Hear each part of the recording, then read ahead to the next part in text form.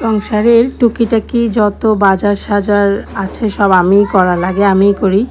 আসলে ওরে বললে ও করতো, কিন্তু ও যখন বাজার করে আনে তখন না আমার মন মতো হয় না। আর ও সব কিছু সুপার শপ থেকে কিনে। ও বাজারে গিয়ে ঘেটে তরতাজা দেখে দামাদামি করে কোনো জিনিস কিনে আনবে না।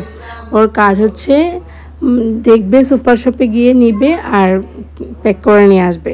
কিন্তু আমার আবার ওইটা ভালো লাগে না। আমার মন চায় যে আমি বাজারে গিয়ে খুঁটিনাটি দেখে দামাদামি করে মন মতো নিয়ে আসবো।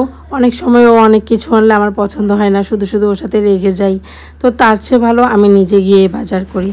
তো বাজার করে এনে সব গুছিয়ে রাখলাম। তারপর হচ্ছে দুপুরে রান্নাটা বসাইলাম। আমার কাজের আপা এসে সব কেটে কুটে ধুয়ে পরিষ্কার করে রেখে গেছে। আমি বাজারটা গুছিয়ে রান্না করতে চলে আসছি। আজকে খুব বেশি কিছু করব না, আগে থেকেই হচ্ছে ভুঁড়ি ভুনা করে রেখে দিয়েছিলাম। এখন এটাকে একটু ভাজা ভাজা করব আর হচ্ছে ডাল রান্না করব।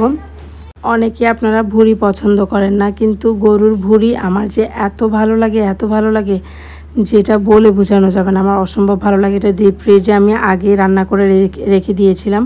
এখন নামিয়ে হচ্ছে রসুন পেঁয়াজ সব কিছু দিয়ে হালকা একটু কড়া করে ভাজা করে নিলাম। তাহলে ডালের সাথে ভুঁড়ি খেতে অনেক মজা, অনেক। আমার তো খুবই ভালো লাগে, যদিও আমার ফ্যামিলির সবাই পছন্দ করে, আমার হাজব্যান্ডও পছন্দ করে।